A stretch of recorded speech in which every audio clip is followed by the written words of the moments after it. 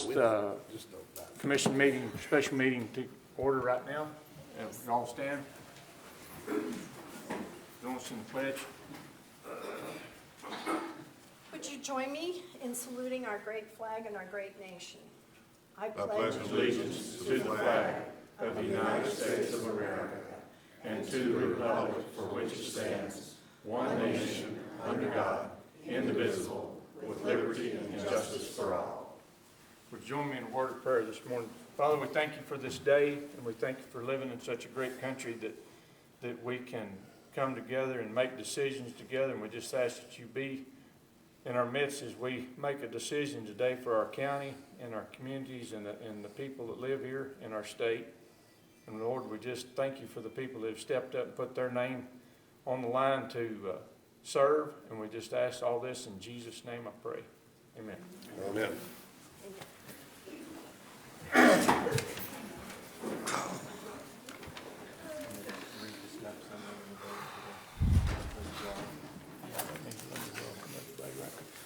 First of all, I want to welcome everybody for being here this morning in this arduous journey that we're all on, trying to get a position filled for this seat. And thank you to all those who have submitted their names and being willing to put yourself out there for everybody. This is quite a process.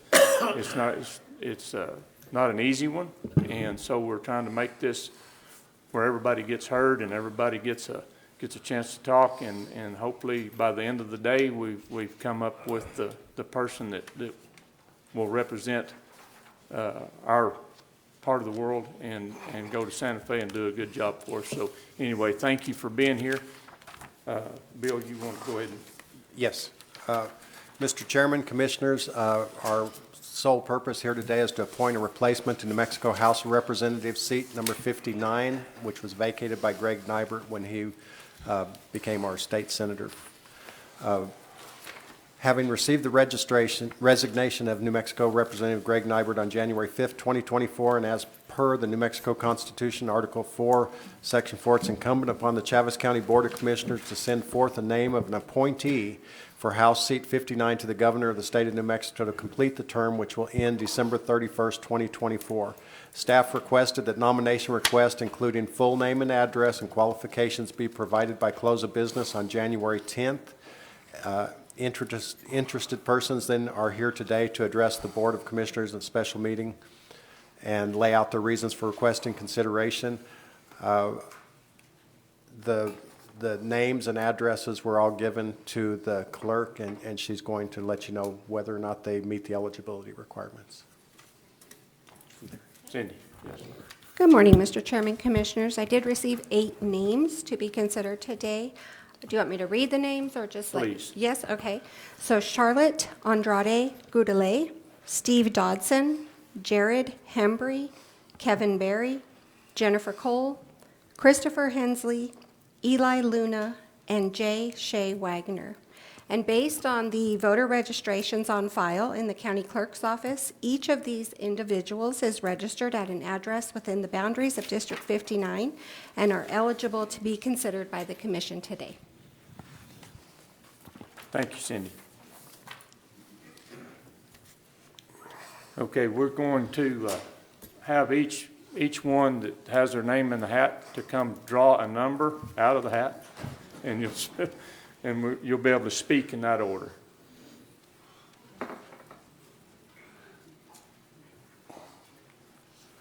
Line up alphabetically by height.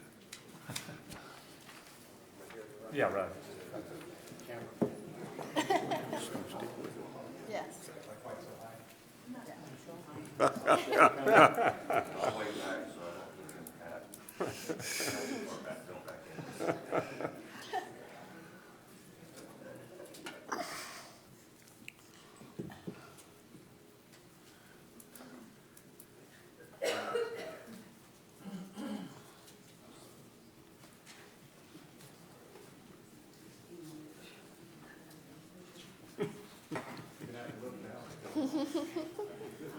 Is there one left? Better be. Is there one left?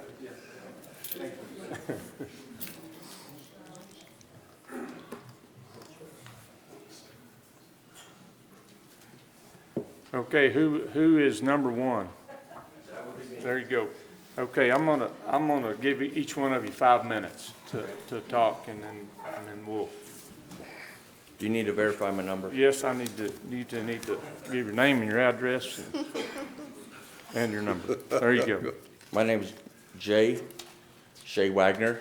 I reside at 1101 Mimosa in Roswell, New Mexico at 8201. I would like to thank all the commissioners for your time, what you've done for the community. And I'd also like to thank Mr. Williams and his staff for everything they've done, put this meeting together in such a prompt time frame. I'm happy and I'm grateful that so many candidates have applied for this position. It's really amazing that so many people care about our state. But when I say they care about our state, I also am very concerned about the state of our state. It's headed in the wrong direction.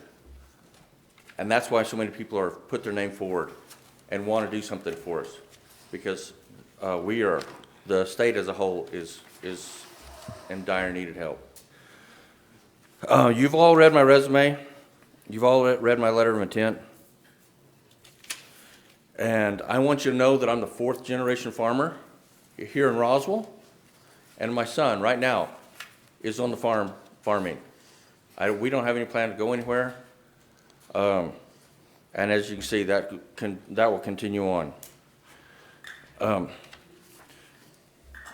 New Mexico is always battling for the top priority in pecans in the United States.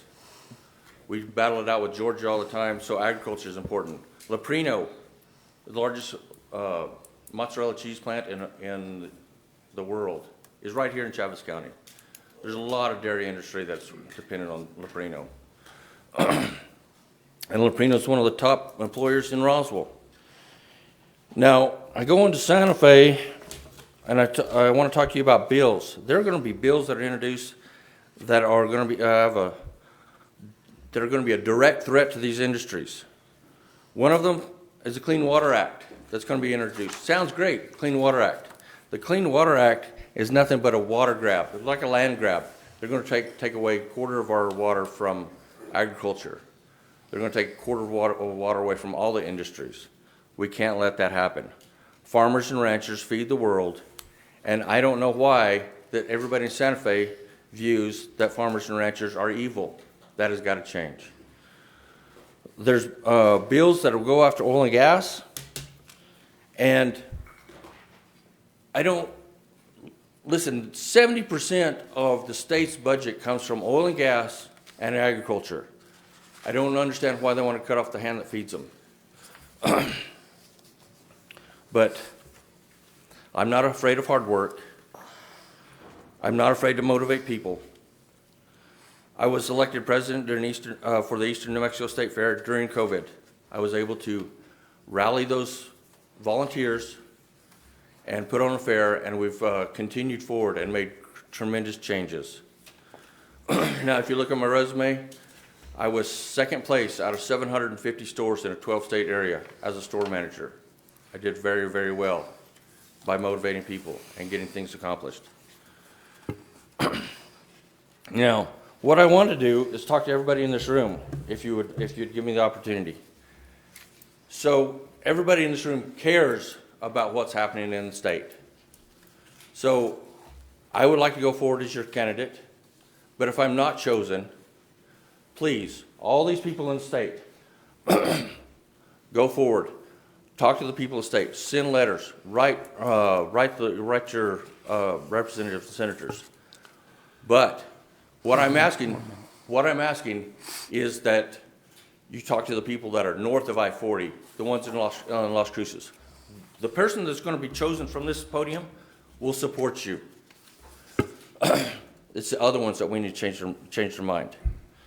I appreciate everybody.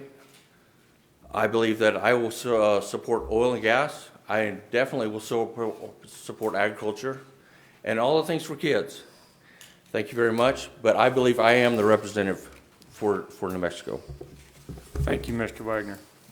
If you'd stand for just a second, Commissioners, did you want to ask any questions at this time? Mr. Chairman, go ahead, Commissioner Ezell. Oh, no, I didn't have one. Oh. You made room, please. You also, Mr. Wagner, you said you know about the Clean Water Act and you know how important oil and gas is. What other priorities do you see coming up in this session? Have you been kind of paying attention to what's happening? I have not been paying attention as much as I need to. I'm going to be honest with you, but I'm sure they're going to go after CYFDs. There's a lot of things that need to be changed in CYFD. I'm sure there's going to be something in the judicial system that'll make it harder to do business in New Mexico. I've heard of those. I don't know those specifically, but I have heard of those bills that are going to be put forth. Okay. Thank you, Mr. Chairman. Thank you, Mr. Wagner. Anyone else? Commissioner Yes, I Perry? do. Mr. Wagner, how long have you been preparing to become a representative, and when did you start thinking about this? I started thinking about this, I started thinking about this about halfway through COVID. And all the mandates, the health mandates, and I'm very close to healthcare. My wife is in the healthcare industry, and what they were handing down was basically, I want to say it's a dictatorship. It wasn't something that we all voted for. And about a year and a half ago, I stepped down. I thought about it, prayed about it, and I stepped down as the president of Eastern New Mexico State Fair. Something I truly care about, truly care about. I love that. And with a passion to go to Santa Fe to make some changes. Now, my idea was not to be as a representative. I was going to go up there and be behind the scenes and do as much good as I could.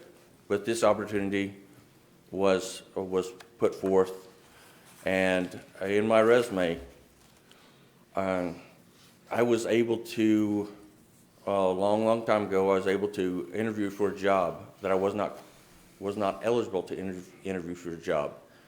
That propelled me. I got that job. That propelled me into being a store manager, and I was able to do some things that were really nice.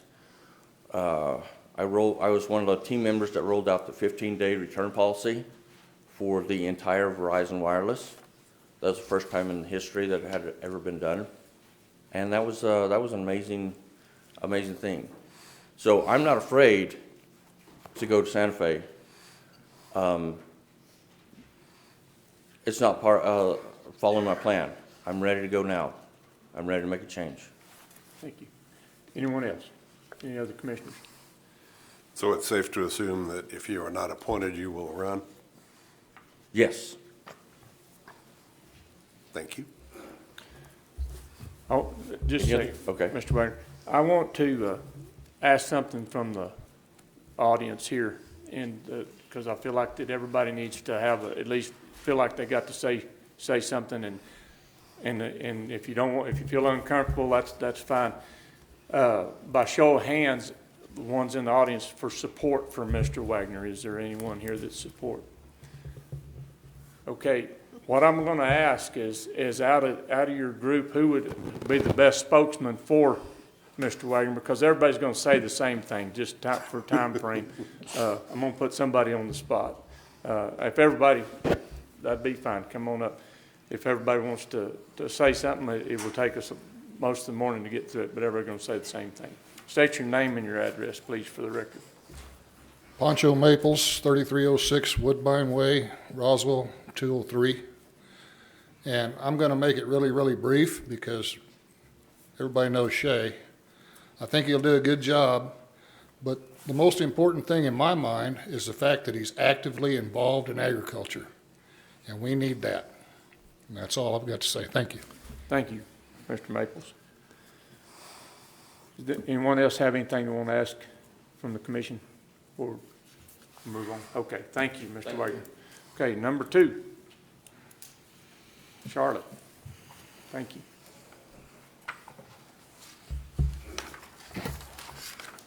You need to see my number. Yeah.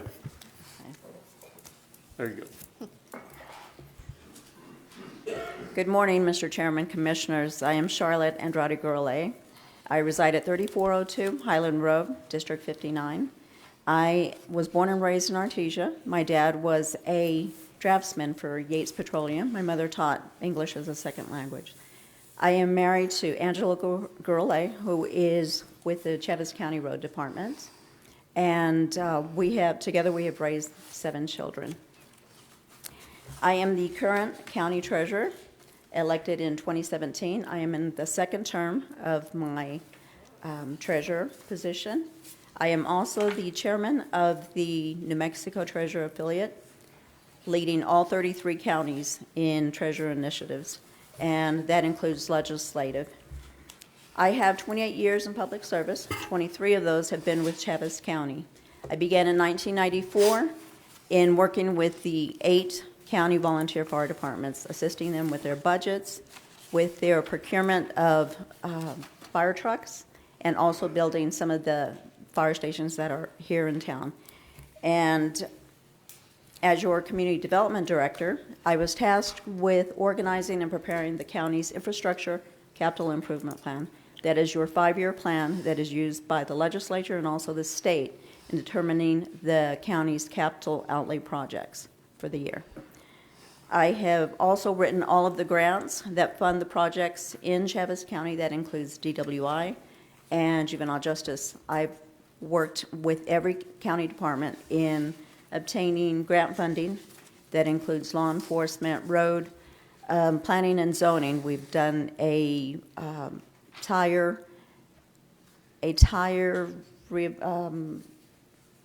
was cleaning up a tire area. I've worked with the assessor's office, I've worked with the clerk's office, bringing in millions in grant funding to the community, as well as a lot of the nonprofits in town. A lot of the commissioners did farm me out to other of the nonprofits, and I helped them in either establishing their 501c3 status or writing the grants that kept the projects going. I was also your DWI coordinator. I was asked to take over that program at a point when we were in jeopardy of losing the funding for noncompliance. In that capacity, I worked with with all 8 components, working with contractors, and also with the DWI Planning Council, which is the advisory council for the planning program. I was also your juvenile justice coordinator, working with the Honorable Judge Freddie Romero. In that capacity, I worked with the Chavez County Comprehensive Strategy Board, which was created to address the needs of our at-risk youth here in Chavez County, developing initiatives and programs that would address recidivism and also reduce the disproportionate minority representation in the juvenile justice program. I have also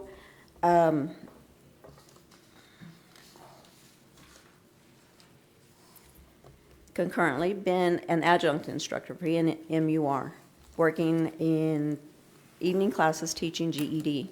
And since 2017, I've been working with the adult education program, writing the grants that keep them funded on an annual basis. And in that capacity, I have learned or understood the significance of education, especially in this area, and the correlation between continuing your education and obtaining viable employment that will enable a person to raise a family. I have represented this board as well as the county manager in numerous meetings and at the legislature, testifying before committee for capital outlay and working closely with the late Hubert Quintana in developing the county's capital outlay request. This is, over the years, I have continued to create rapport with many of the local and state and federal agencies. Got 1 minute. 1 minute? Okay. And I think I have the experience that is needed. Right now, we are in the minority. That does not mean that we give up. It means that we fight even harder. And I'm asking for your support in representing District 59 to take that fight. Thank you. I will stand for any questions. Thank you, Charlotte. Commissioners, anyone have a question? Charlotte, if you were selected, will you resign from the treasurer's office immediately? Mr. Chairman, yes, Commissioner, I would resign that position. Mr. Chairman, Yes, ma'am. Charlotte, what are your priorities for this next session? Well, with southeastern New Mexico, my priorities would be to protect all of our oil and gas interests. It would be our Second Amendment rights, and it would be education and agriculture. That would be my areas. I would work towards being a strong support for those who represent the southeastern part of New Mexico. I think we have always had a fight, and I would like to be a strong ally for those that represent in taking that fight, keeping that fight going in Santa Fe. I am familiar with the legislative process. I've been on the floor of the Senate, the floor of the House, all the way up into the governor's office. I've met with her on numerous occasions, and primarily working with some of the programs that we have, DWI, which funded Diane Taylor's prevention program, as well as some of the other programs that we've had. So I do have considerable experience with the legislature and the process. And I am familiar with the FERS, the fiscal impact reports that are completed by the Taxation and Revenue Department for any legislation that affects revenues in Chaves County or across the state. I will stand for any further questions. Any other questions? Charlotte, I have a question, because of my agricultural background, and we've already been a little bit of discussion about water, and it is an important, and it's on the horizon, it is coming, it's coming pretty fast. Have you have any experience with the Roswell Artesian Basin folks that are on top of this all the time? Do you know any of those people that you would be in contact with to be able to help? Actually, Mr. Chairman, I do have contact with each of them. Of course, they are one of our taxing authorities, and I have to contact them on a regular basis just to let them know of the tax collections that we are sending their way on occasion. There are a few checks that have not been deposited, and so I am familiar with each of the chairmen of all of the water districts throughout. So you have a good enough relationship with them to go and visit with them about the issues? that they- Absolutely. Yes, I do have each of their names and their direct numbers that I could meet with them on. Okay. And, you know, as a grant writer, I've developed just an enormous resource base that I can reach out across the state to local, state, and federal agencies if needed and get the information that I need. As a grant writer, I did not know everything that was needed to know about, you know, roads or law enforcement, but I have established the resources that enabled me to get that information. So, thank you. Thank you. Anyone else? And whether you are appointed or not, do you intend to run for the position? Mr. Chairman, Commissioner, yes, I do. Thank you. Thank you. Thank you, Charlotte. In fairness, I want to ask again, is anyone in here in the room in support for Charlotte? Between the two of you, would one of you want to get up and speak on her behalf? I guess I can defer because I'm quite, A little biased, We yeah. understand you have to go home. Yeah, a little biased, yeah. If I may just make one point. Yes. Mr. Chairman, Commissioners, I did not ask anyone to come in and speak on my behalf. I wanted to stand here on my own merits. Okay. Thank you, Charlotte. I just wanted to make sure that everyone in the audience is, you know, because everybody wants to speak or have something to say, and it's normally at the end of our commission meetings that we open that up for public discussion, but as chairman, I wanted everyone to feel like they had the opportunity to at least speak or say something, but we can't have everyone talk. It'd be, take the meeting up too far. So anyway, we're going to move on. Thank you, Charlotte. Number 3.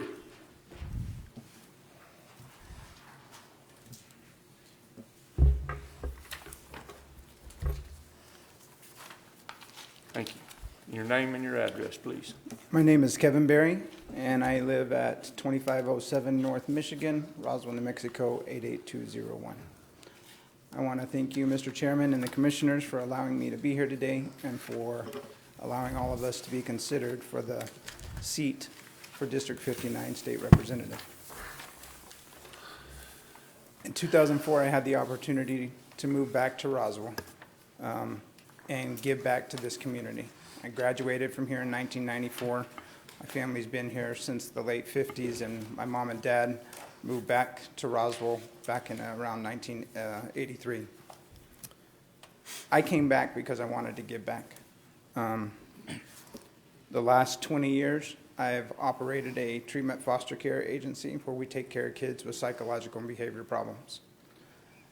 Through that work, I've been appointed to the Juvenile Public Safety Advisory Board by Governor Martinez.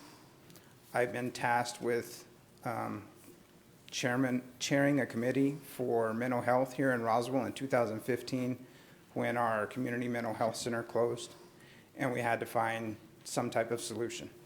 That solution is still operating today, and that's La Casa Behavioral Health.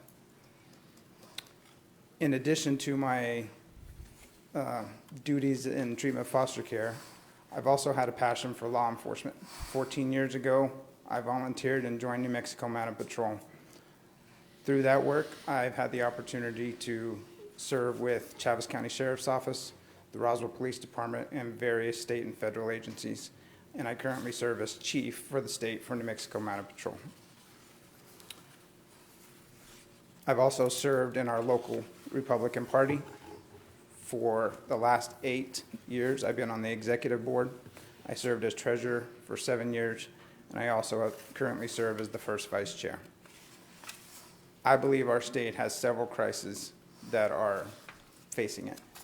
And one of the ones that is not on the governor's agenda is child welfare. CYFD is a mess. There are children sleeping in CYFD tonight. When a child is abused by their parents, they don't stop loving their parents. They stop loving themselves. I believe that our kids are our greatest investment. We have to protect them. We got to protect oil and gas. We got to protect our Second Amendment rights. All of that is for naught if we're not protecting our kids. I put my name in this to be a voice for the children of Chaves County, for the children of District 59, but for the children in the state of New Mexico who have no voice. Last week, I was at a meeting with 50 child welfare leaders. Our Attorney General was there. Supreme Court Justice for New Mexico was there. There was guardian ad litems, children's court attorneys. There was Democrats, there was Republicans. 50 people came together for 8 hours. There wasn't a debate. There was no arguments. We talked about solutions. And everyone's on the same page. Child welfare in New Mexico is broken. It's a topic that our governor does not want to talk about, but I believe it's a winning topic if we send someone up there who's an expert and can speak to the issue. Because Republicans and Democrats alike have had enough of lip service from CYFD. They've had enough lip service from the governor. And it's time that we protect these children. And that's why I'm asking you to consider me for this position. Thank you, Mr. Berry.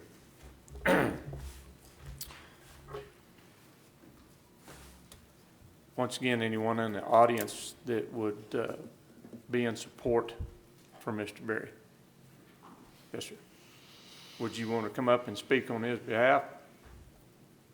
Sure. Come up and state your name and your address.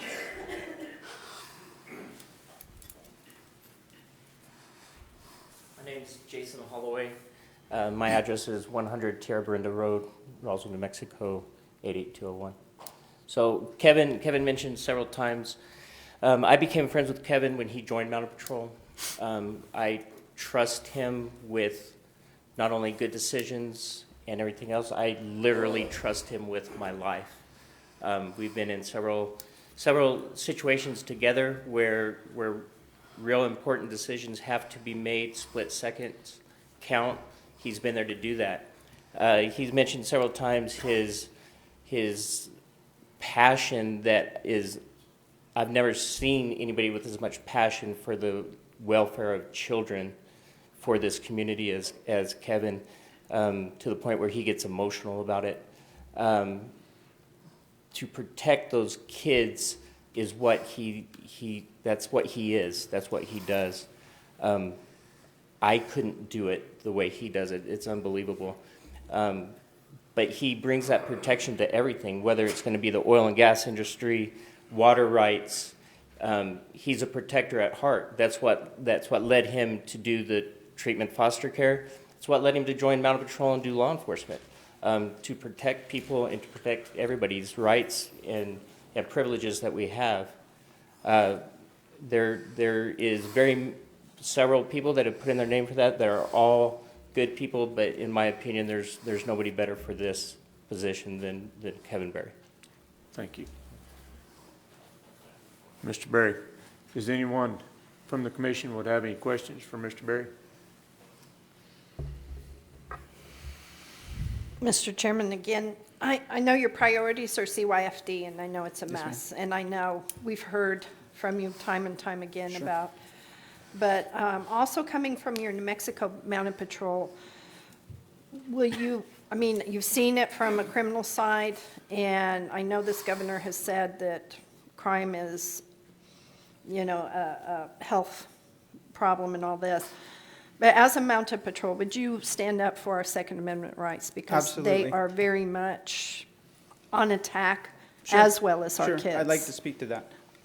Back in September, she issued a health directive about guns and concealed carry and open carry. I immediately, as chief, gave a directive to all of our troopers that they would not enforce that mandate. They would not ride with officers, because we assist full-time agencies who enforce that mandate. And they would not work with any agency who's willing to violate the rights of our citizens. Thank you. As CYFD, what in the world do you believe? You've heard, you had the meeting. What can you say to her? What can you do to change her mind? I believe right now that there's a bill that's been introduced that has bipartisan support. It's a bill by Senator Ortiz-Pino to remove CYFD. It's a constitutional amendment to remove CYFD from the governor's cabinet. Not just her cabinet, but any future cabinet of any governor, and create a commission. And I believe that that is a step in the right direction. We need to depoliticize CYFD. We need to get experts in there, and we need to work together. It's going to take bipartisan support. And I have bipartisan support in my letters of recommendation because that's how big this issue is. And I don't have an answer as to why she doesn't want to fix it. I think she wants to micromanage it. She wants to control it. Personally, I think she'd want to be offended if it just burned to the ground. But that is not justice for the children that are being abused, being sent home, and in some cases, being killed by their parents.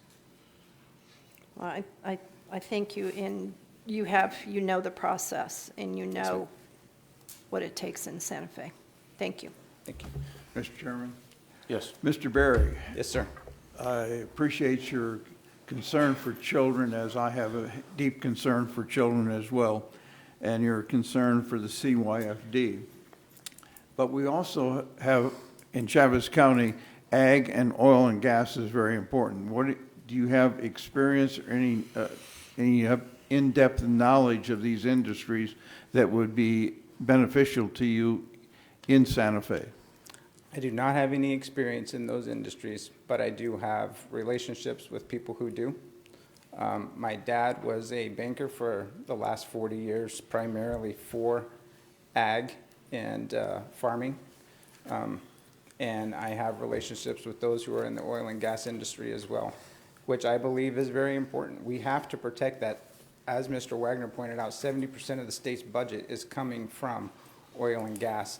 And we have a Democrat-controlled legislature and governor who want to cut off the hand that is doing that. Through mandates that would require us all to drive electric vehicles, through bills that are going to require, that are going to prohibit oil and gas exploration within a mile of schools. And that's going to affect 800 wells as of today. And how is that going to continue to tax and overregulate the oil and gas industry? So those are issues that are a concern, but I would reach out to people who are experts in that field. Thank you. Anyone else?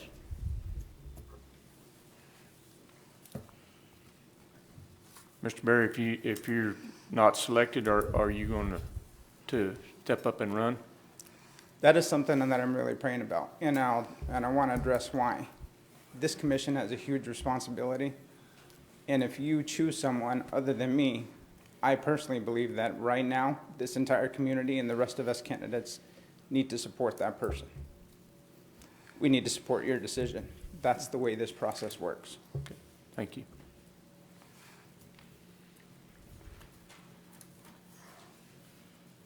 Okay, number 4.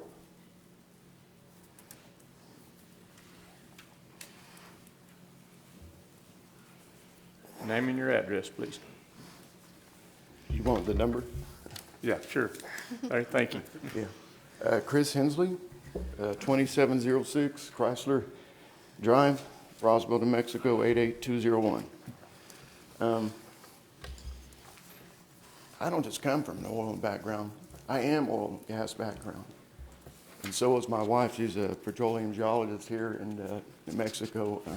Also an officer for the Southeast New Mexico Geological Society, as well as West Texas Geological Society, which I kind of help with, but she kind of does that. No, I've done everything from fracking to drilling to pumping to tanker to whatever. And now I own a oil and gas land and title company, so we work with that. But yeah, I'll back it up. I'm father of 4, one granddaughter on the way. I just found out. And my little girls are in school and my wife's at work, so that's all. I'm the only person up here. But no, the thing is, yes, I know I'm a proud conservative. I'm a proud Republican, but we're in the minority. And it's probably going to stay like that, and I guess it has been like that for a while. And the thing is, if we ever want to get anything done, we have to work with other people. Now, I will never bend on constitutional issues and things like that are core principles in the Republican Party. But on other things, I figure about 80% we can work on. We can find common ground. And one, starting in the Energy Committee, which happened to almost ruin my industry in 2020. If y'all could have seen it, it was like the Wild West in 2019, 2020. I thought, oh man, here we go. And then they came in and shut it down. And basically, a lot of companies with interest pulled out of New Mexico, and then you still have some independents here and some things going on. But I thought they were raring to go, and you know, we have such good access to it right here. They just took it right from it. And so basically what happens is, people will still do business. They'll just do business out of state, so they don't have to deal with some of our stuff. And, you know, I feel like the Energy Committee has something we can say about that. I feel like I'm ready to work with all of them. I feel like I'm ready to work with the minority leader. He comes to some of our things. Of course, I support the ranching and farming industry as well. And, of course, I support the children. Yeah, I'm a father of 4. In New Mexico, especially the children in poverty here. I think there's a lot of complacency here. I think that people just get used to things, and I think, no, it doesn't have to be like that. We can work together. We can get more money. We can, whatever. This state should flourish, not be at the bottom. And so the only reason I time and time again, and you think, well, nobody works together, and we just get in our own side, and then we're in such a minority, I'm afraid they might not listen to certain voices, but I plan to be a voice of reason, except for on constitutional issues. I'll never bend on those. But, yep, that's it. Okay. Thank you. Yeah, thank you, and thanks all of you. Yeah. Once again, anyone in the room that is in support of Mr. Hensley? Okay. Commissioners, any questions?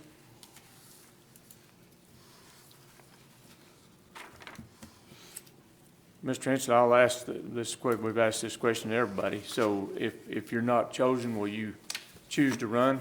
Yes. Okay. I say why? I've been wanting to do this my whole life. Because, yeah, I was just talking to my wife. I thought when they put C-SPAN on HD, I was a nerdy kid who was excited and watched all the committee hearings and everything. So, yeah, you're absolutely right. I've been wanting to serve my whole life. So, Okay. and I plan to keep trying. So. Okay. Any questions? Okay. Thank you, Mr. All right, Hensley. thank you. Yes, sir. Number 5.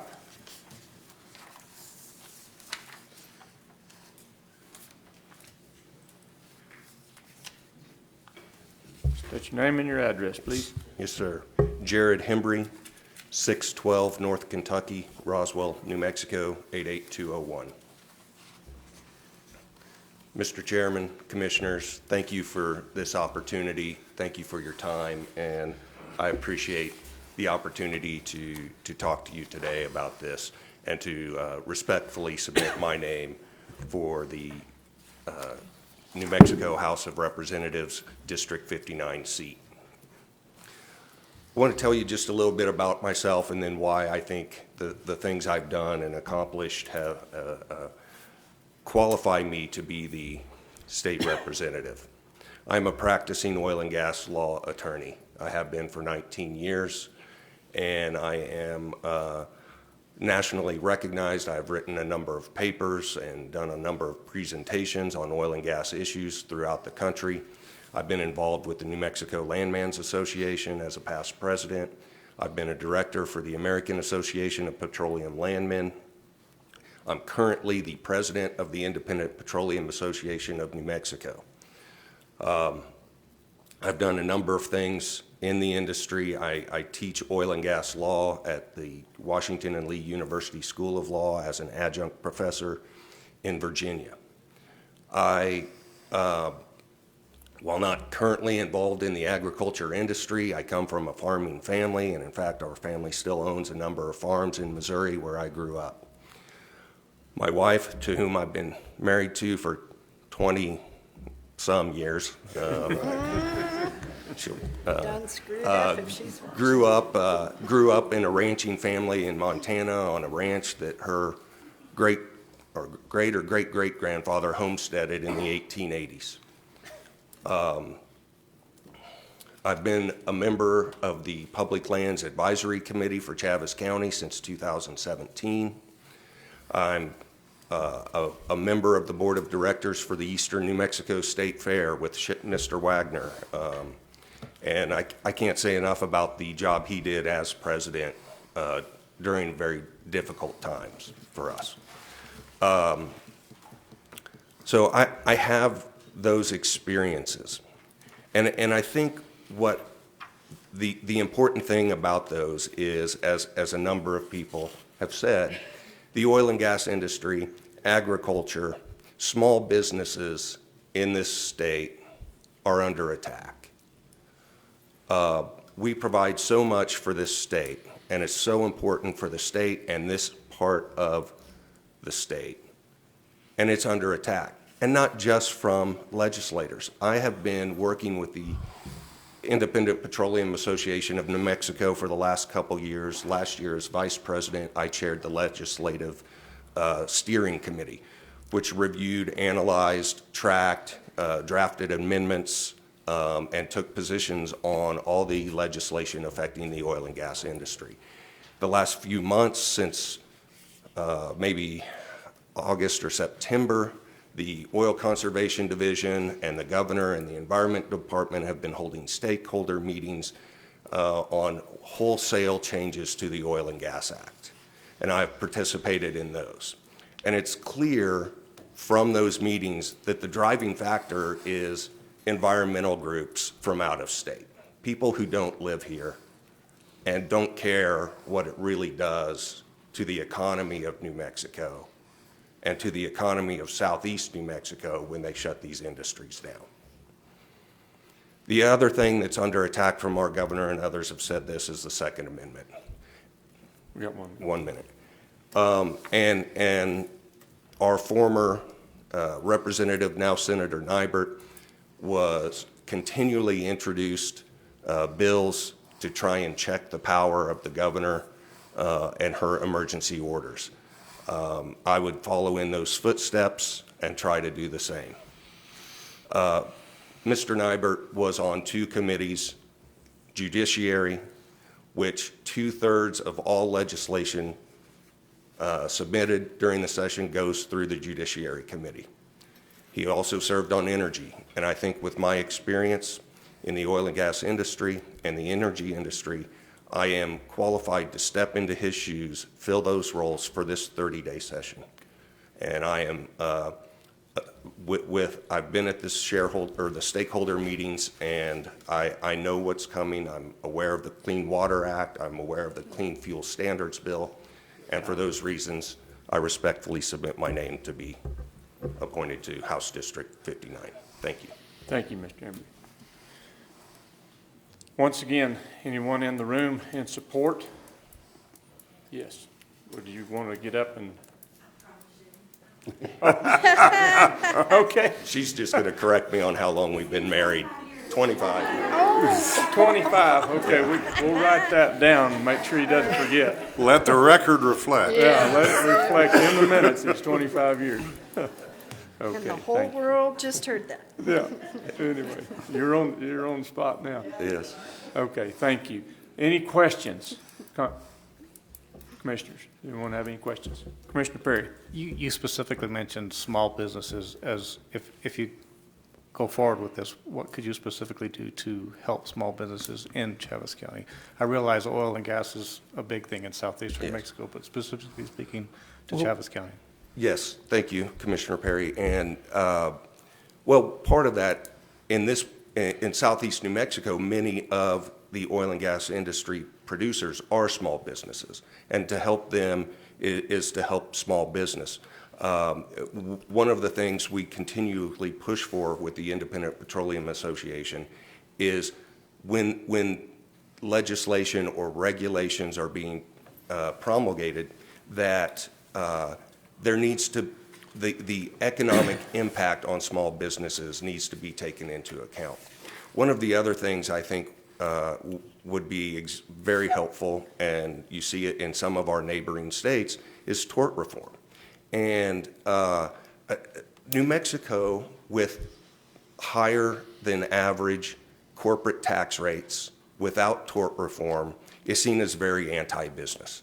And it makes it very hard to attract new businesses to our state. And those are things I would like to address and try and accomplish to help small businesses. Commissioners, any other questions? I'll ask the same one. If you're not appointed, will you consider running? Yes, I am going to run. In fact, I probably already have about 70 of the 108 signatures necessary. I've been circulating petitions, and I am running. Yes, sir. Okay. Thank you. Yep.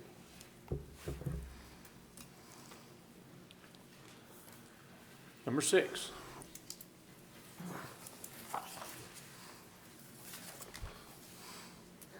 Name and address, please. Sure. My name is Steve Dodson, and I live at 5041 West Berindo Road. That's Roswell, New Mexico, 88201. So thank you, Chairman and Commissioners, for giving me the opportunity to talk in front of you today. I appreciate it. I'm going to use my time a little bit to just kind of introduce myself. I am a I'm a businessman. Together with my dad and my brother, we sell forest products, essentially. So we have been an agricultural concern since 1956. I have 3 generations of family that have lived in this area. My grandfather actually moved to Ruidoso to start a sawmill right after World War II. So we've been in Ruidoso Downs or Roswell ever since then. And so we've got a building on Garden since 1962. We've been at that place. And so I think Roswell is a great place to live. I think Chaves County is a wonderful place to grow up. I'm a big advocate for Chaves County and Roswell. And, you know, I've got 4 children right now living with me. We have one adopted out of foster care with special needs. My wife and I have been foster parents since 2016. I share many of Mr. Berry's concerns about CYFD. We've seen it up close and personal.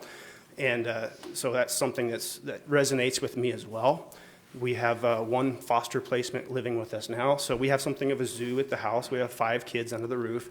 You know, they're ages 8 to 15 and a half. And so we've got chickens, dogs, cats, everything else running around. It's a good time for us as a family. And so this is a big ask to come up to Santa Fe and to risk, you know, a month of time away. But I feel like I'm ready to do that. Some of the things that I have that are going for me, so to speak, I've volunteered with the Roswell Chaves County Economic Development Corporation for many years. I was on their board of directors.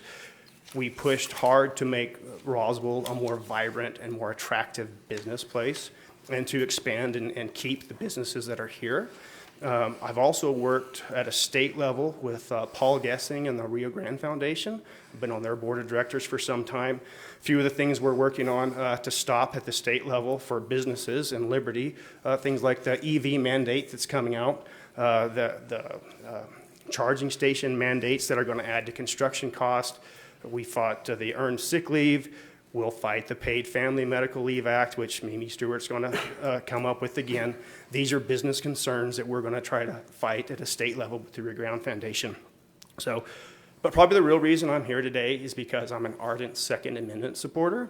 I'm on the board of directors with the New Mexico Shooting Sports Association. And just last night, I had a long conversation with Zach Fort about this district, about this race. And to be honest, there are some serious concerns about some of the things that are coming down this year.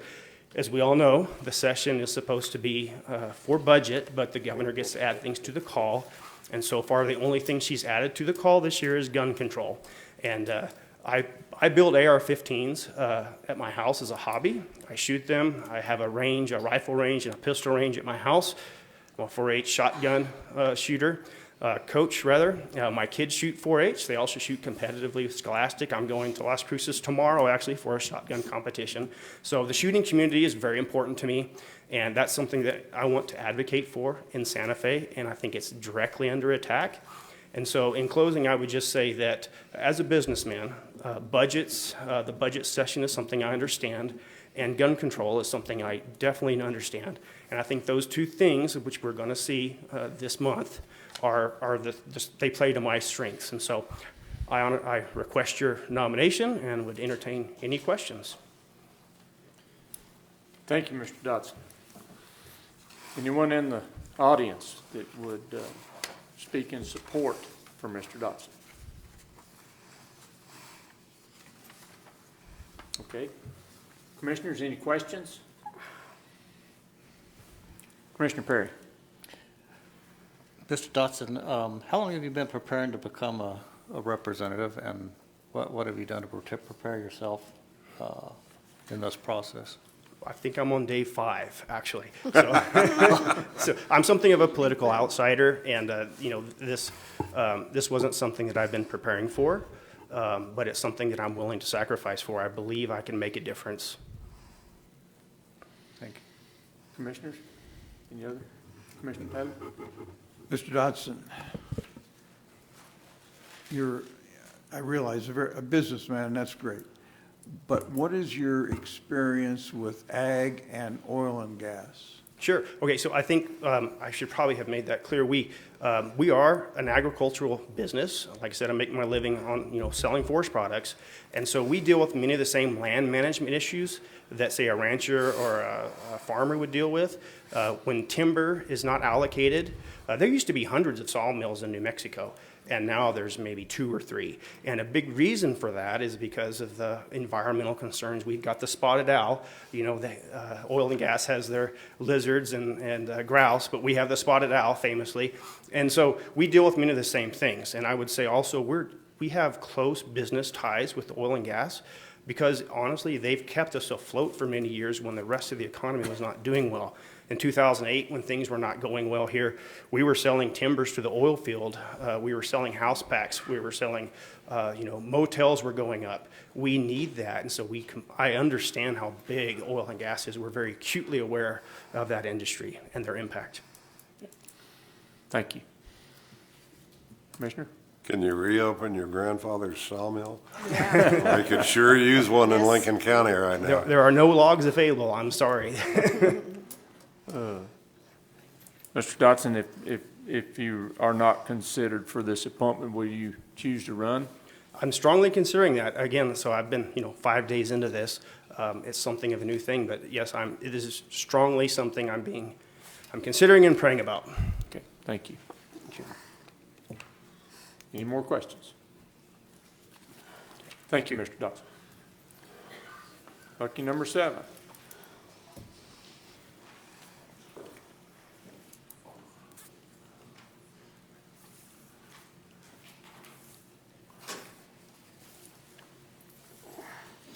Name and your address, please. Good morning. My name is Jennifer Cole, 1308 West 3rd, Roswell, New Mexico, 88201, number 7. John Elway's number. Thank you. So, thank you, commissioners, chairman, for allowing me the opportunity to be here this morning. I'm excited about the opportunity to represent the constituents of District 59. My name is Jennifer Cole. I'm married to Chad. He's a city manager for Roswell. We have 3 daughters. My oldest daughter is a 3rd grade teacher at Sidney Gutierrez Charter School. My middle daughter is a STEM lab coordinator at ENMU Roswell. And my youngest daughter is a junior computer science major at New Mexico Tech in Socorro. I am a 4th generation Chaves County resident, Roswell resident. I have roots in agriculture, in cattle growing, in wool growing. I have relatives who are in law enforcement. I come from a family of gun enthusiasts, hunters, gun sports, and law enforcement. And so I love this community. I love this county. I've been in education for my entire career. I've been a teacher. I was a teacher in Hagerman. I've been a teacher in Roswell. I've been in administration, school administration. I worked as a middle school principal for 10 years. I worked as federal programs director, where I wrote many grants. I increased our federal budget in the school district by over $5 million.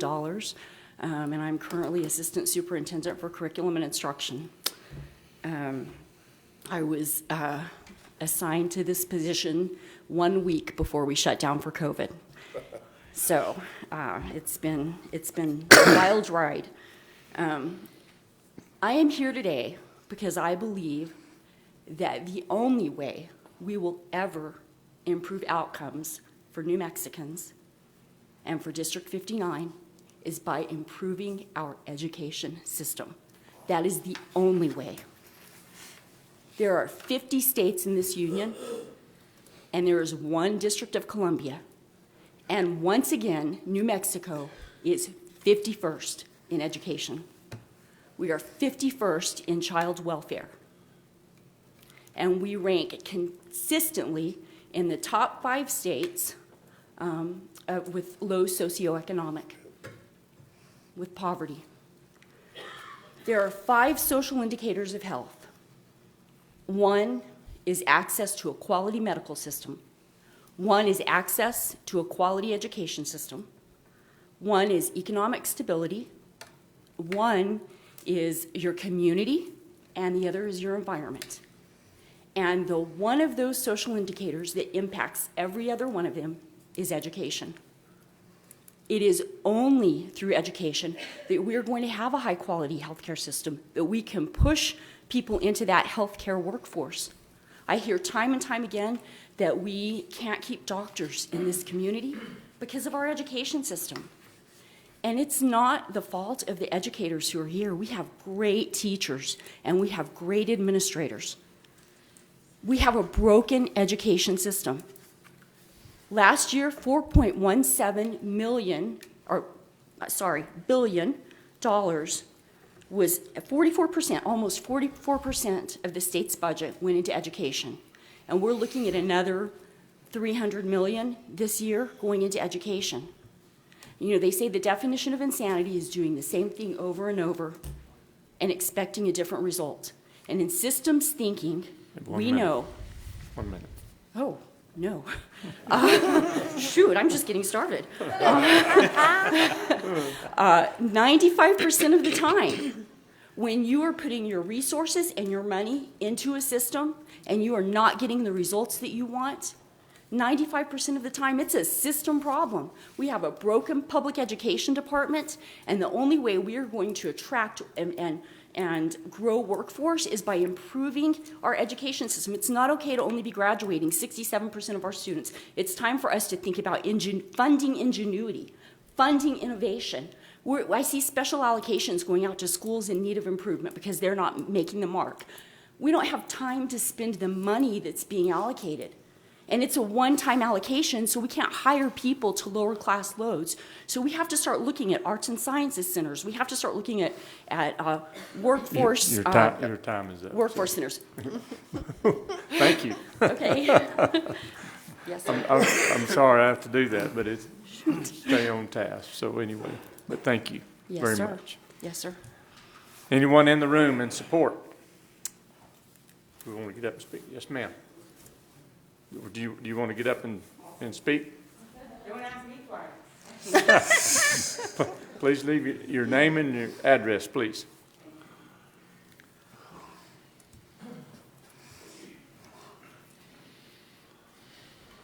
Hello, my name is Tracy De La Rosa, and I'm at 3003 North Garden. I've been working, going to school board meetings as a parent and just a concerned citizen for the last couple of years. And each time, you know, I went and I reached out to these board members and I reached out to everyone. And each time I did, Jennifer was right there to call me back and to say, hey, Tracy, this is what's coming. This is what you need to do. She got us involved in committees. She let us know what we needed to look out for and what we could do as just parents to speak up and let our voices be heard just a little bit better. She did a great job representing us and letting us know what we had to do to get this done, because it's not easy if you don't know the process. So Jennifer's absolutely my choice, and we will support her as well whenever she runs. Thank you.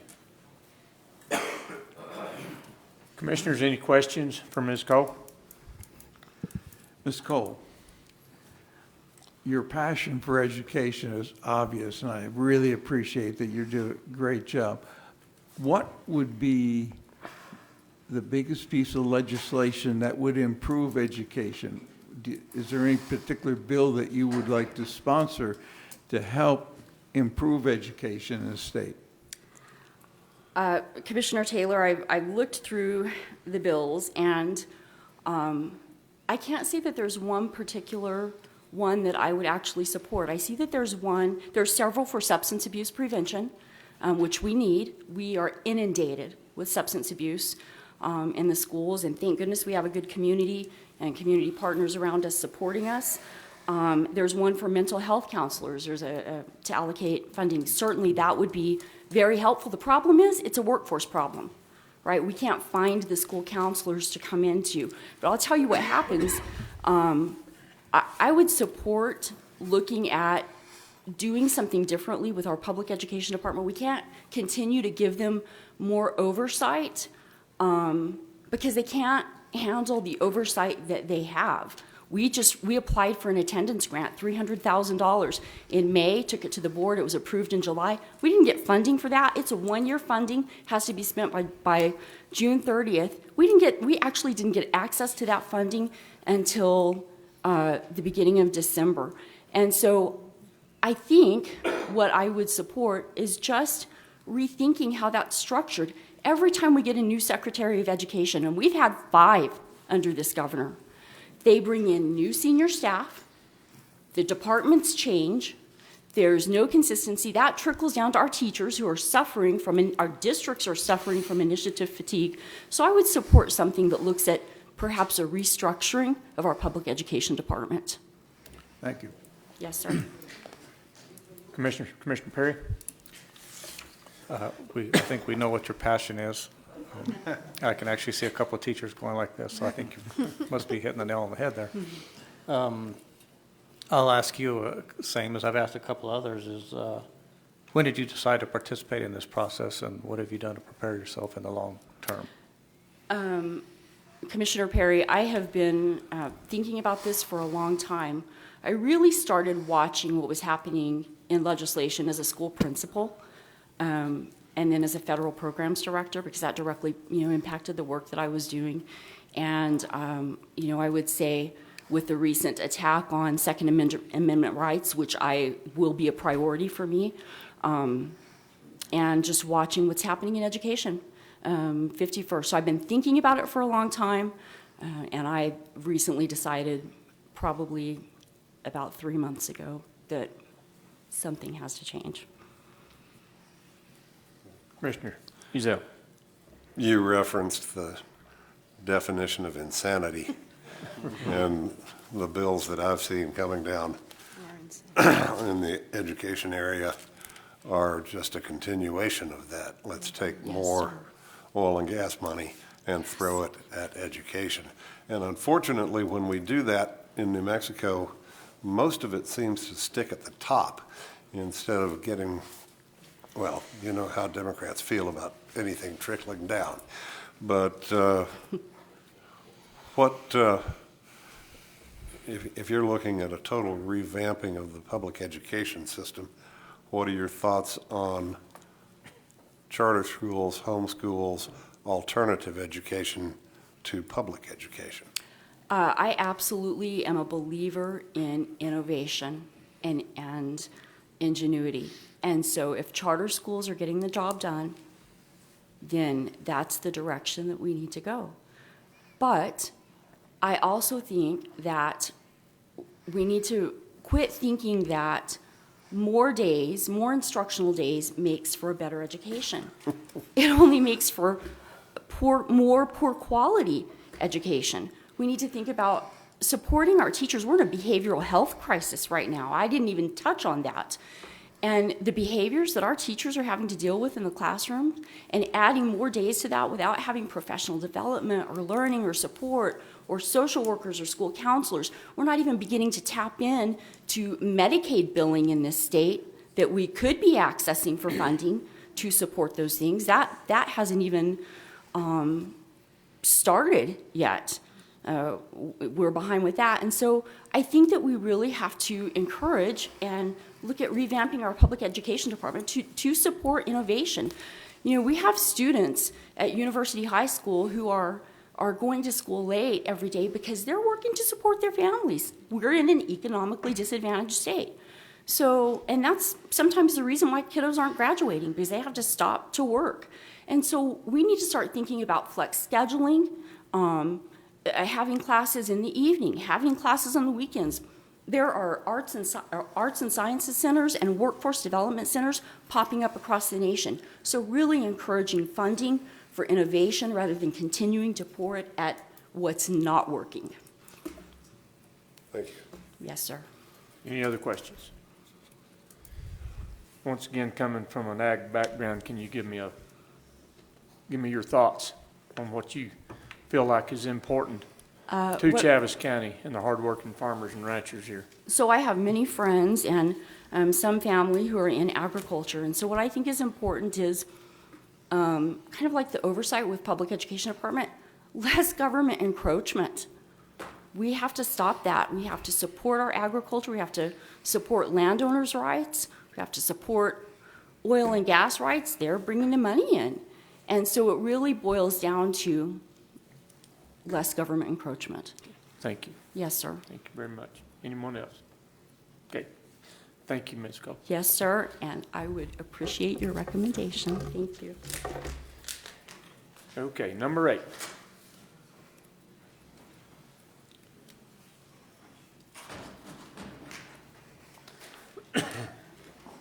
Name and your address, please. Good morning. My name is Eli Luna, 1716 West 2nd Street, Roswell, New Mexico, 88201. Good morning. Mr. Chairman, Commissioners, thank you for this opportunity to speak.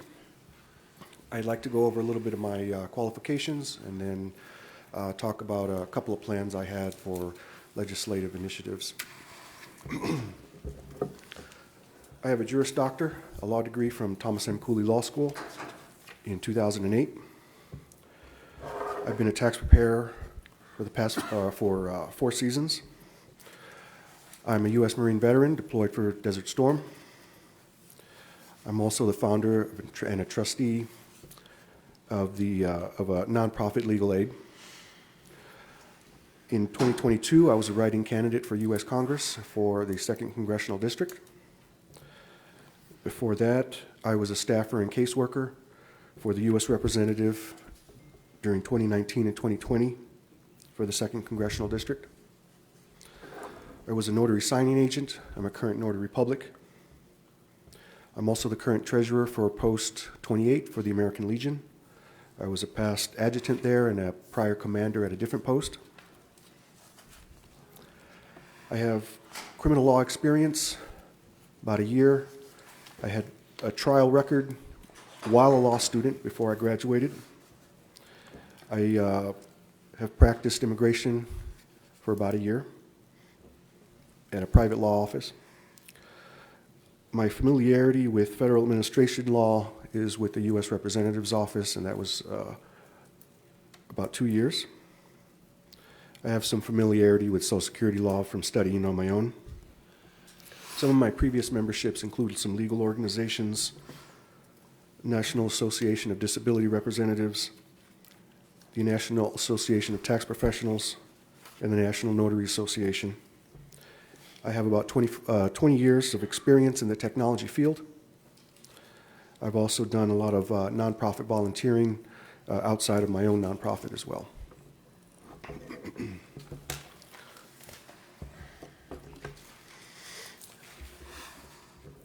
I have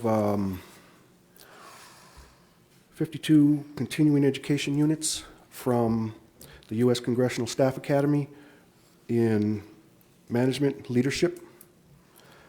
I have a certificate from an online course from the Syracuse University Whitman School of Management for entrepreneurship. A certificate from the Catholic Legal Immigration Network. That was an online class that I took. Graduate school from the University of Miami in Florida, where I studied philosophy.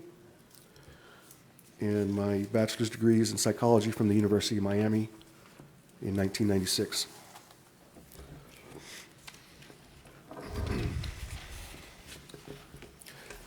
I've worked in private law offices. I've worked for government. I've also worked in the nonprofit sector. I've worked for, or I did some of my experience in law school with the Public Defender's Office and the Prosecutor's Office. I did 2 internships. I handled my own caseload. And of course, my service in the United States Marine Corps.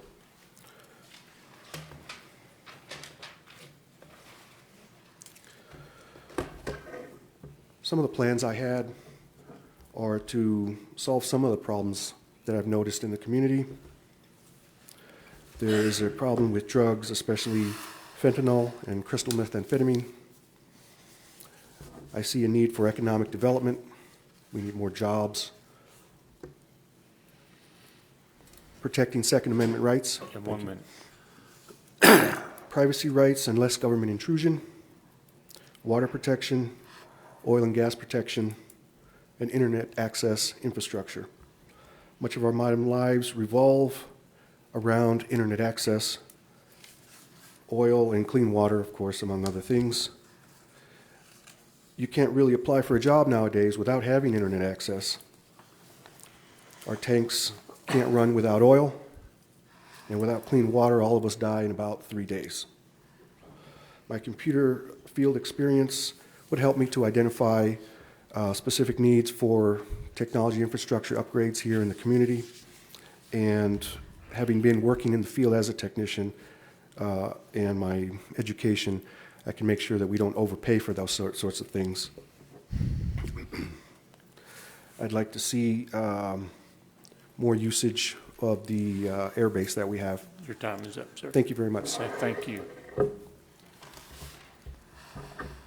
Anyone in the audience in support for Mr. Luna that want to speak? Any questions, commissioners?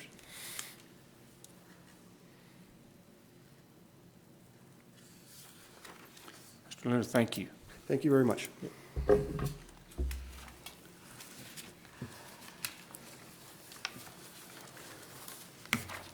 I want to thank each and every one of you for your time and your effort in coming before this commission. It's not an easy job for all of us. I feel like every one of us in this room are trying to strive for the right decisions here. So, and it's come to each of us commissioners to shoulder this responsibility. And I want to thank you for your support by being here, and thank you for what you are doing, what you are going to continue to do. At this time, I'm going to ask each commissioner we've got to narrow this field down. We've got 8, and we've got to narrow it down. And I can promise you we'll give a lot of thought of how to do this and how fair this would be. And so we've got to narrow this down, and I'm going to do this, ask each commissioner to submit a name. And once we get that, those names may ask you to come back up and answer some specific questions maybe. But we want to try to make this process as fair as we can. Commissioner Perry.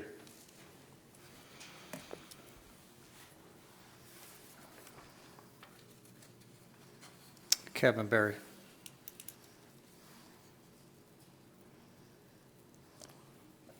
Commissioner Taylor. Jared Hembry.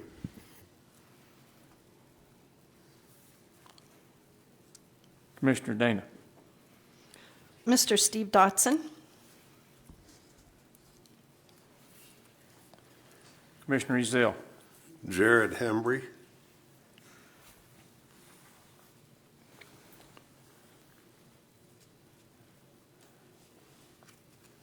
I'm going to nominate, Shay Wagner.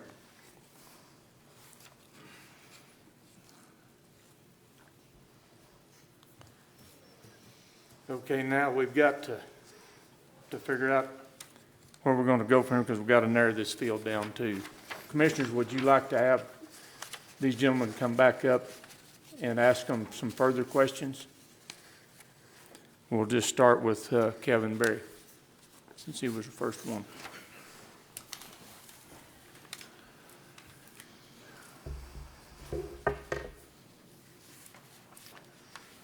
Thank you, Mr. Berry. Thank you. Commissioners. Thanks for coming back up. Thanks for being here today.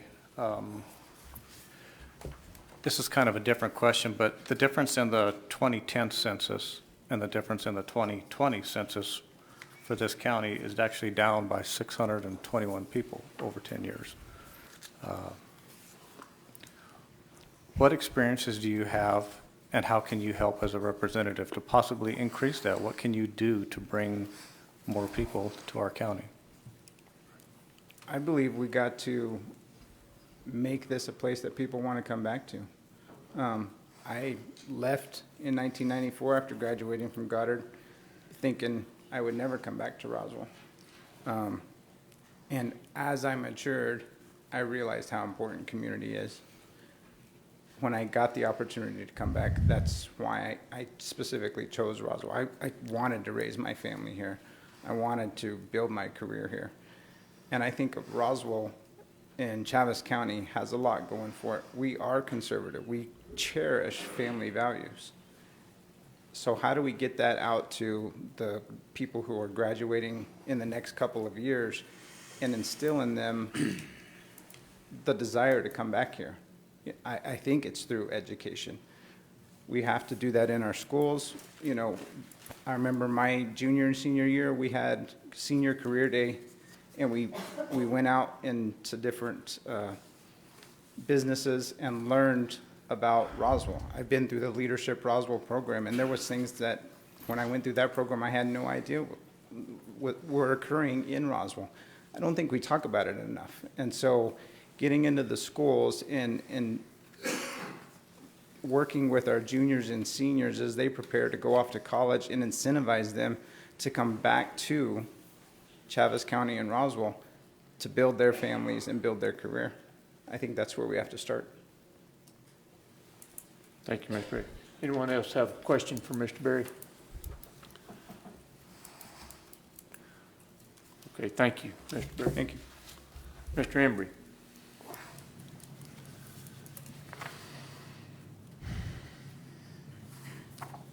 Yes, thank you, Mr. Commissioner, or Mr. Chairman, Commissioners. Thank you. Thank you for coming. Yes, Okay, sir. anyone have any questions for Mr. Embry?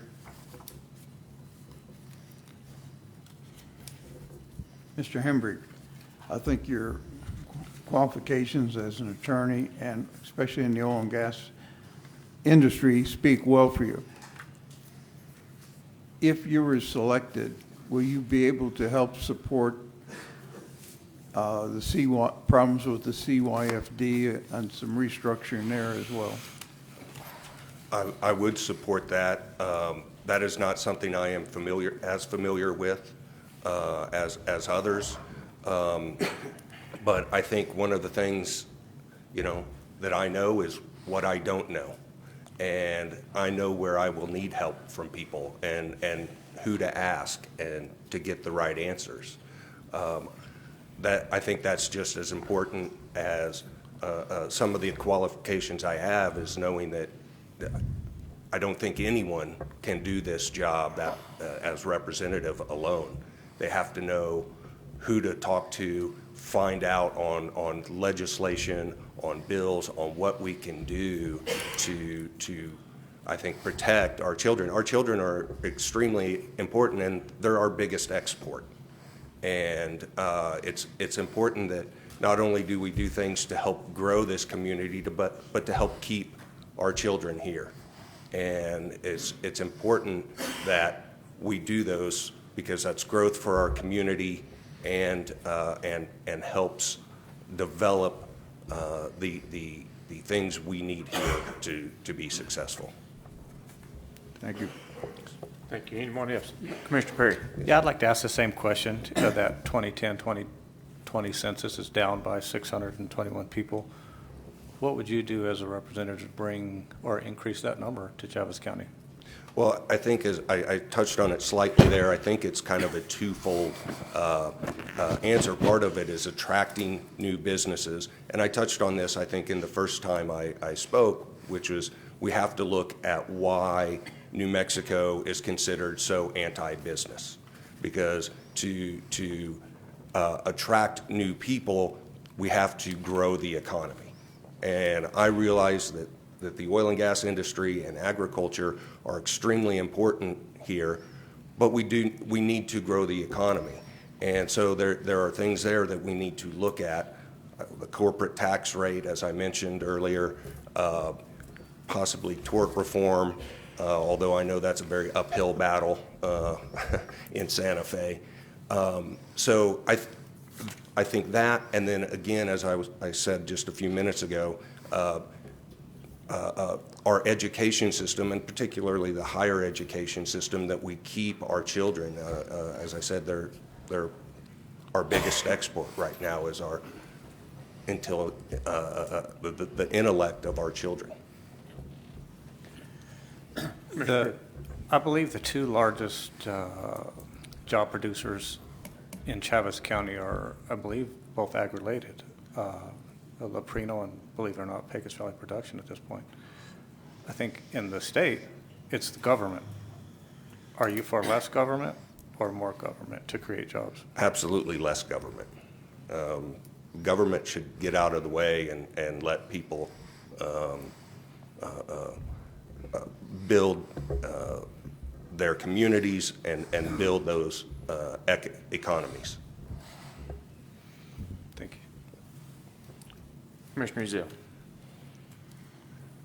Do you think in 2 or 3 legislative sessions, the problems at CYFD or the education in New Mexico can be fixed? Not being as familiar as what, I know there's a lot going on with CYFD. It's been in the news a lot, and there are problems, and there are problems with the education system as well. I think, as Ms.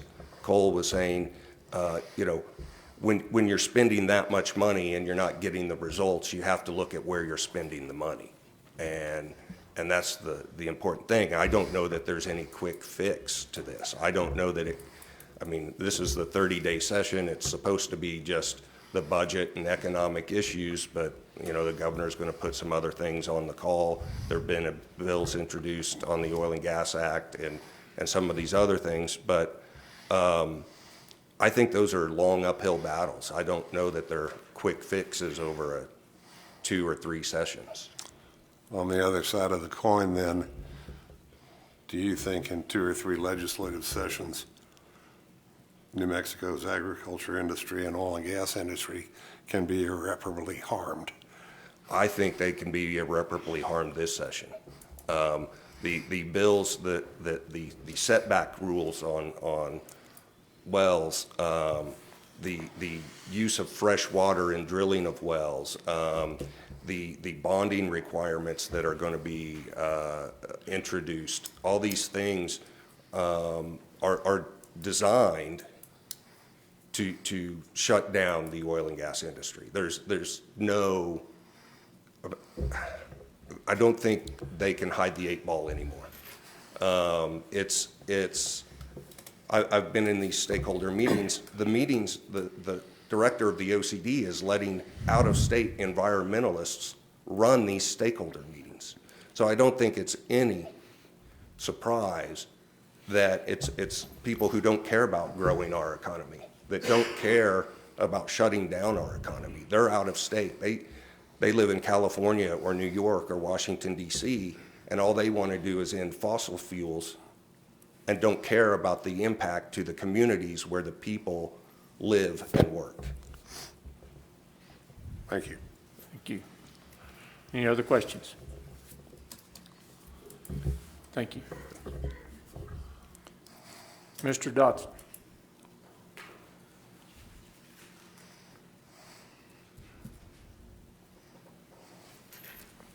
Thank you, Mr. Chair, Commissioners. Anyone have any questions? I want to ask the same one. Probably not fair, you got a little time to prepare, but that census is down. If anybody didn't know, 621 people, they say. So what could you do if you had this position to increase that by the position you have? Sure. So the first thing that came to my mind, and it hasn't changed since I've listened to the other answers, working with the EDC, I'll tell you right now, if we land the Reno Air Race thing in Roswell, that we'll never worry about that 50,000 number again. Our census is going to go up, and I think the EDC's done a great job getting that to happen. They're working at the Air Center, and there are some other projects that are also on the horizon that haven't been announced yet, so I'm very excited about some of those things. I actually think the snowball, so to speak, is beginning to roll downhill for Roswell, and it's going to start collecting more. So I'm very excited about that. Now, you have to work to make, like the others have mentioned, New Mexico is not a business-friendly place. And unfortunately, we're right next to Texas, and they are more business-friendly in many ways. And so what you can do in a session, you've got, it's an unfavorable environment, so there's only so much you can do. But I'm happy that a lot of the work has been done already with the EDC. If I could follow up, did you say earlier that you were on the fence about running for this position. That's correct. It's something I'm strongly considering. Okay. Anyone else? Mr. Chairman, Yes, ma'am. Mr. Dodson, you have kind of a diverse background, agriculture, business, timber, CYFD through your foster care, oil and gas. You know about the EV mandate, the earned sick leave, small business concerns, and a strong Second Amendment supporter. So really, kind of with the organizations that you've been involved with and stuff, you kind of know what's going on in Santa Fe, it sounds like. So you kind of have, to me, kind of a jump on things because you've seen it firsthand through the different things that you've been doing. You're exactly right. How do we grow Chaves County? How do we grow the state? Economic development, education, small business, everything ties together. So do you feel that your roundabout ways, you know, everything that you've been involved with have helped you kind of know what the District 59 looks like? Well, yes, ma'am. I mean, I grew up in this area, so I'm well familiar, well versed with the community. And I have worked with a bunch of the state players already through various other organizations. Something I didn't get to talk about really was education. And if we're going to talk about education, we homeschool. We chose that. So I am all about choice in education. But I also am a big proponent of the trades, and I'd like to see the trades a little bit more. My son, he's considering foregoing college and getting a welding certificate and just beginning work, and I think that's great. So we support that. I support those initiatives as well. Thank you. Thank you, Mr. Chairman. Thank you. Does he know you can't weld wood? That's right. That's probably why he's going in that field. That may be why he wanted to go well. Any other questions? Thank you. Thank you. Mr. Wagner.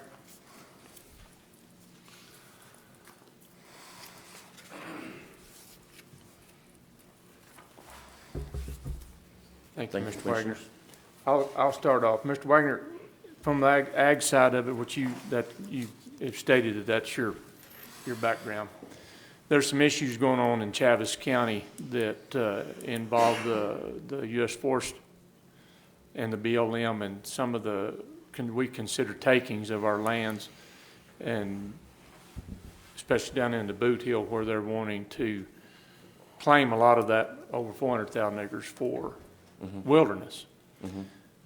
When you get to a place there, if you're chosen, how would you represent us there to bring that to light to your constituents and even the fellow people there in Santa Fe to help them understand what we're up against down here? Well, the first thing is BLM and the Forest Service have overstepped their bounds. That is, they cannot take that property.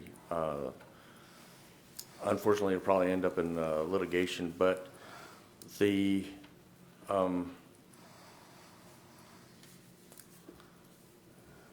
I'm not as familiar with that, but I do understand that the Forest Service and the BLM are actively, they're doing it in every county, trying to take either water rights or take away ranchers' area and make it or grazing rights, I mean, for that matter, or increase the grazing rights so they put them out of business. So they cannot survive. That's their goal, is to put agriculture, ranching, oil and gas, everything out of business. Thank you. Any other questions? I do have one, Commissioner the same one I asked the others, if you don't mind. Okay. So, how do you increase the population of Roswell? Well, Mr. Hembry, I'm good friends with Mr. Hembry. He talked in tort reform. We need to do something with tort reform. It affects so many industries. It affects oil and gas, agriculture, transportation, It actually even affects healthcare. I just found out that doctors spend half of their income on malpractice insurance. Half of their paycheck goes to malpractice insurance. We have to make it more attractive for people to come here. Yes, and the government is overstepping their bounds by making it harder and harder, more regulations, more hoops to jump through. Every single day, there's something new that you cannot open your business or they're trying to take it away from you. This question kind of dovetails into what the chairman said earlier, but what, are you for more government or less government? Oh, way less government. Oh, way less government, yes. Anyone else? Any other questions? Thank you, Mr. White. Thank you.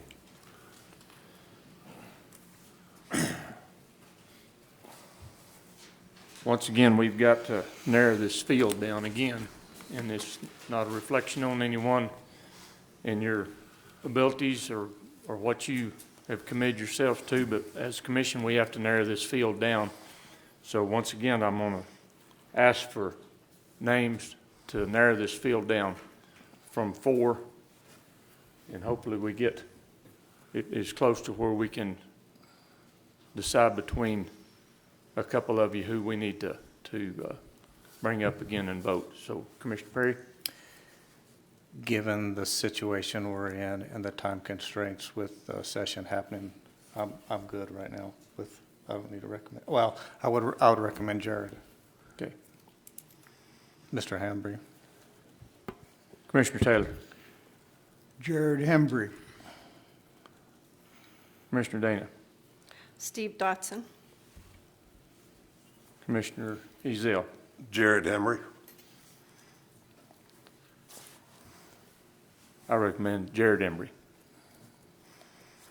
So looks like we have a pretty close, concise what we're doing here. So at this time, would the commissioners want to ask them to come up, and I'll give out the pleasure to the commission to ask any more questions. If not, Mr. Chairman, could I make a point of personal privilege? yes. I just want everybody to understand that unlike the other times we have made recommendations to send to the governor on filling a vacancy in the Senate or the House, this is an entirely different situation. Article 4, Section 4 of the state constitution states that if there is a vacancy, and it has been confirmed by statute, but I don't remember the number, but if the district is entirely within one county, that the Board of County Commissioners from that county shall appoint the successor. It is not a recommendation to the governor. She has no say in this. And I promise you that none of the 5 of us that are sitting here ran for this office for the purpose of making our vote more important than 23,000 registered voters in District 59. That's not what we signed on for. This is an extremely exigent situation. The governor made her appointment of Senator Nybert last Friday. We've got 5 days to get somebody to Santa Fe on a very important session.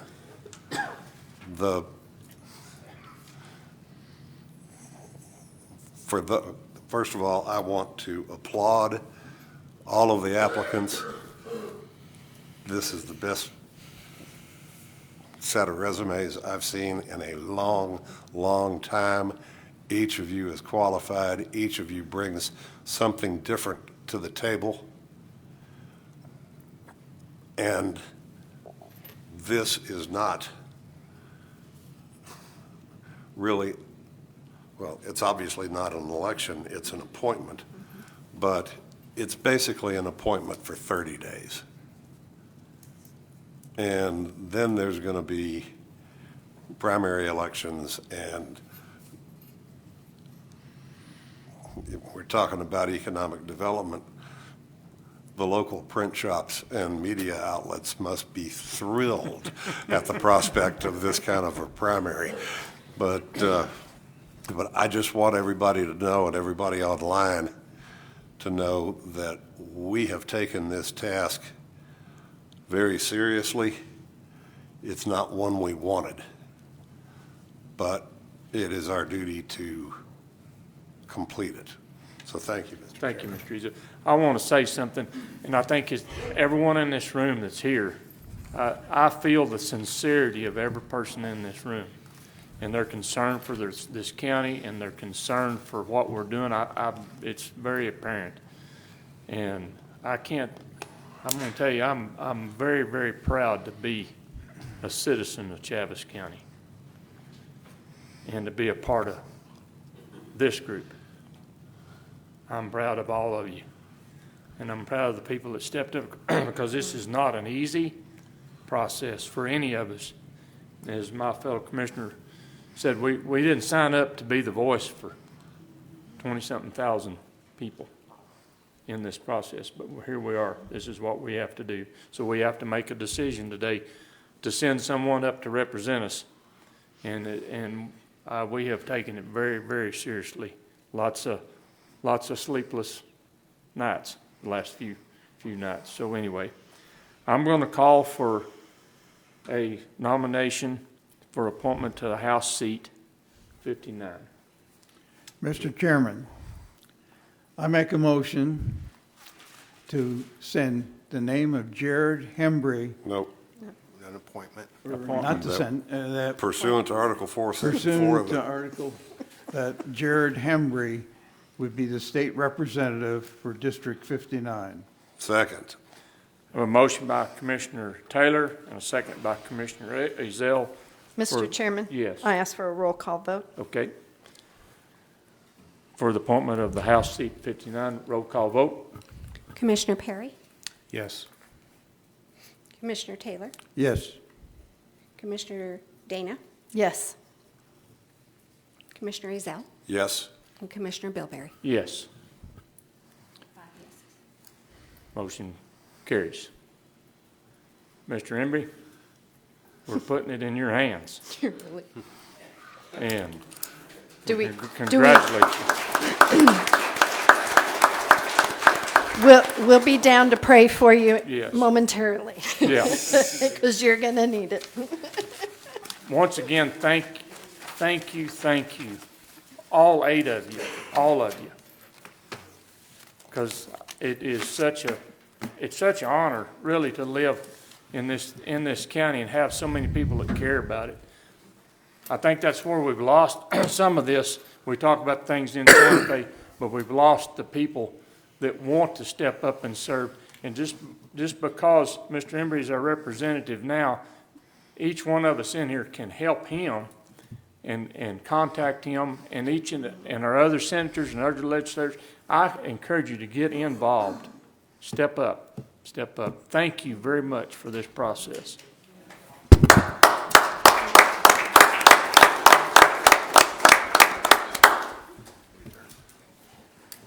We're going to adjourn. Thank you.